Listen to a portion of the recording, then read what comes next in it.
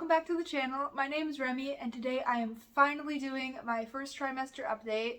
I'm like 20 weeks now, so well into my second trimester. I'm like halfway through this pregnancy at this point. But I just really wanted to give an update on what my first trimester was like because for one, it's helpful if you're newly pregnant to kind of see what to expect, what other people's experience is like. I know everyone's experience is a little different, but it's nice to kind of just see what it's like for other people. But I also wanted to make this just for me to look back on in the future because I want more kids, but I feel like by the time I'm actually, pregnant again with a future kid, I'll barely even remember what I went through and what my experience was like with this pregnancy. So I kind of want to be able to look back and remember, oh, that's what that was like, and just kind of be able to compare. And I kind of feel like I'm already starting to forget a little bit how difficult the first trimester was because the second trimester is a lot easier.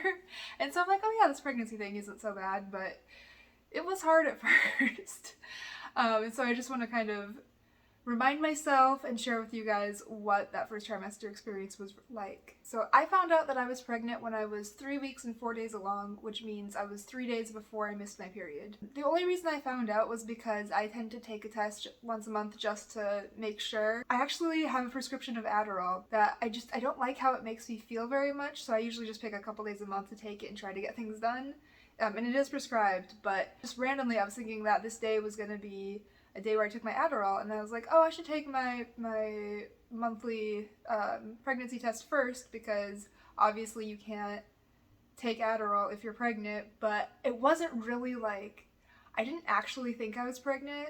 I was always a little bit paranoid, but like I didn't really think that it was going to be positive. I was like, yeah, I'll just take it just to be safe, whatever. This is one of the things that I do, but I was so shocked that it was actually positive. Not to get too detailed, but we were preventing, but things aren't always 100% and sometimes things happen, and we are so very excited. It's a happy surprise. And it's funny because the night before I found out that I was pregnant, I texted my boyfriend and I was like, wow, I can tell I'm about to get my period. I'm like really PMSing really hard. I don't know exactly what led me to say that. I think I was cramping more than I was used to for PMS. Like I get cramps with my period, but not so much with my PMS usually, and so I was like, oh, okay, it's just like a extra intense PMS this month, whatever. I don't know, I think I just felt like extra moody and I don't know, typical stuff that you expect for PMS, but just a little bit heightened. But it wasn't PMS. And at that point, I don't think my boobs were sore yet. That happened eventually, but I don't think it happened like at the time of my positive test. I think for me the sore boobs started like a week or two later, so like around week 4 or 5-ish. But the first pregnancy test I took at 3 weeks and 4 days was kind of faint but clearly positive, and I kind of was in denial for the first few hours and thinking, oh, it's just an evaporation line or indentation line or whatever. And I remember it was a blue ink test, and I had heard that it's more likely to get like a false positive or just like a test that's easier to misread as a positive with blue ink. I don't know if this is true or not, but I remember when I showed my boyfriend and I was like, I don't know if it's like real or whatever, we need to go get more tests. We have to get pink dye tests because I had heard that those are easier to read and you're less likely to like get a false positive or misinterpret the test as positive. I made him look at it after the 3 minutes. It was clearly positive. And then I was like, let's dip another one, even though at this point 2 positive tests, one with blue dye, one with pink dye. It's pretty obvious. But I think I was just kind of in shock a little bit. I think he processed it a little faster than I did actually. Like I showed him that first test and he was just like, okay, like this is what's happening. I think I was a little bit in shock that first day or so. And then even after I knew it was real, I kept having this like, I don't know if denial's the right word, but just like, oh, if I tell people I'm pregnant, I'll be lying because, I don't know, because it just doesn't feel real yet. It just doesn't feel real, and like, I don't want to like exaggerate like this pregnancy existing when it definitely existed. Like there was no exaggerating or whatever. Just it was real. But I don't know if maybe denial is the right word. But I had a lot of that feeling of like this doesn't feel real for the first few, I don't know, few months even actually. But I am in school for ultrasound, as you already know if you follow me, and so I was actually able to go to my clinical site and scan myself, and the first time I looked, because I was just looking over the belly, I couldn't see a sac or anything yet, but I knew it was too early and that I shouldn't expect to see anything yet. And then the next week I looked, I did see a little tiny sac, and then the next week I looked and it was a bigger sac, and I was like, okay, this is like real. And then one day I looked and there was a little fetal pole, a little baby.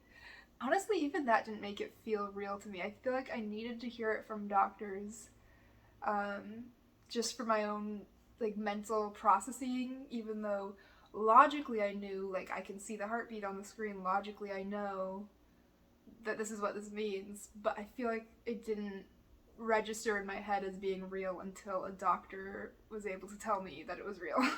But the symptoms I was having those first few weeks, like before I could even see the baby, I was having like a lot of pelvic pain. Like my pubic symphysis, which is kind of directly below the belly button, where the pelvic bone connects. I was having a lot of pain there, like when I was walking and stuff, and just hip pain. Guess everything was just kind of coming loose. My hips were widening and reshaping already at like 4 weeks, 5 weeks.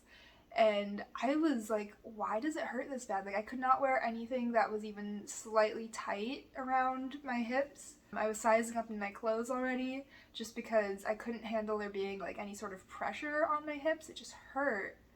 And of course cramping, and it was like kind of cramping that came and went. But I didn't have any spotting or anything, so I wasn't too worried. And I, of course, could always check on ultrasound to see if there was any signs of like a problem, and there was never any signs on ultrasound of a problem, and so I knew it was just like normal cramping, normal pains.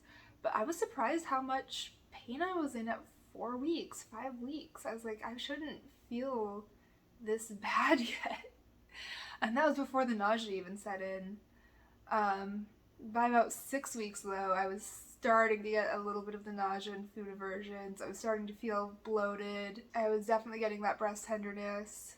And even then it took longer than I expected for the morning sickness to go like full swing.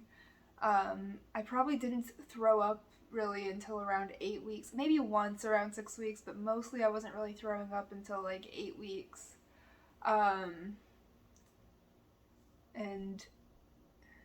But like there were certain smells that I just could not handle. One time I started gagging at the smell of my dryer sheets and like my clean laundry that I was pulling out of the dryer. Like, it wasn't that it was a bad smell, of course, it was just that it was too much smell, or I don't know, but it just made me start like gagging, and I don't know, or it's like sometimes brushing my teeth would be a problem. But again, that didn't start very early on. That was kind of more around like 8 weeks. And I did have some food cravings, but mostly I had food aversions. It felt like it was so difficult to find something that I could actually eat and that I wouldn't feel sick trying to eat. Like, hamburgers could not be anywhere close to them. Like, if my boyfriend went and drove through somewhere and got himself a hamburger, he had to go eat it in the car. I did not want to smell it. It was so bad. But I did have a few cravings, actually. I think my very first craving was for Arby's roast beef sandwiches. Like, 4 weeks pregnant, maybe 5. I was like, I need Arby's roast beef sandwiches. And I hadn't had them in years. And just suddenly I was eating like multiple roast beef sandwiches per week. And I don't know, people always joke about how like Arby's doesn't seem like that popular of a store, and like how does it stay open? I think it's the pregnant ladies keeping Arby's open. I think it's us. So that was my very first craving. And then orange juice, I remember I really wanted early on. And I made sure to buy orange juice with like extra vitamins and calcium and stuff, because I was like, oh, I'm probably craving this for a reason because it's got lots of vitamins, and so might as well get the stuff with extra vitamins. But of course I was also on prenatals too, so it's just a little extra. And there would be a few things that I just craved like one time and then never wanted again, like mac and cheese. One night I like wanted to cry, I wanted mac and cheese so bad. And I asked my boyfriend to go get me some while he was doing some other errand, and he came back from his errand and did not have mac and cheese. And like, I stormed out of the house and went and bought myself some mac and cheese, and he felt so bad. And since then he's taken my cravings a little bit more seriously. But I never wanted mac and cheese again after that. That was just like a one-off. More recently, it's been like apples with so much peanut butter, like more peanut butter than apple. That's kind of been the main thing for the last couple of months, honestly. But mostly I've just been having so many food aversions to the point where it's like I would cry because every single food sounded like poison and just smelled disgusting, and I was like, how am I supposed to eat when everything is gross? That was a really, really hard part about the first trimester. The big thing is just finding your safe foods, finding those foods that are just like, okay, if everything else seems like it's completely disgusting, I can at least have this. So like apples and peanut butter, or I don't know, whatever it happens to be for you, just finding those couple safe foods if everything is gross. I actually lost a little bit of weight, not much, but like from the beginning of my pregnancy to like the end of my first trimester, I lost, I don't know, maybe 4 pounds or something like that, which is pretty normal when you're, you know, throwing up and stuff. It's not like ideal, but it's not terrible either. I had my first doctor's appointment when I was 8 weeks pregnant, and that was where they did their confirmation of pregnancy. We got to see the baby on ultrasound. I did have a vlog of that day. And then the second one, they normally schedule for 12 weeks. It just ended up falling at 13 weeks for me because of availability.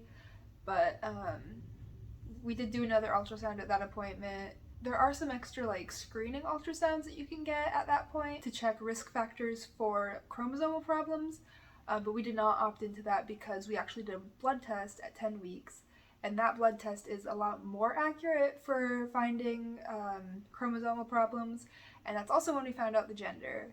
So, well, at 10 weeks we did the blood test to find out the gender. I think we got it back around 12 weeks. So we have known the gender since about 12 weeks. We never did like a big gender announcement. We kind of told people individually, and then we posted in our social media. So you might already know if you follow me elsewhere. Maybe I've slipped up with the pronouns already in this video. I don't think I did, but maybe.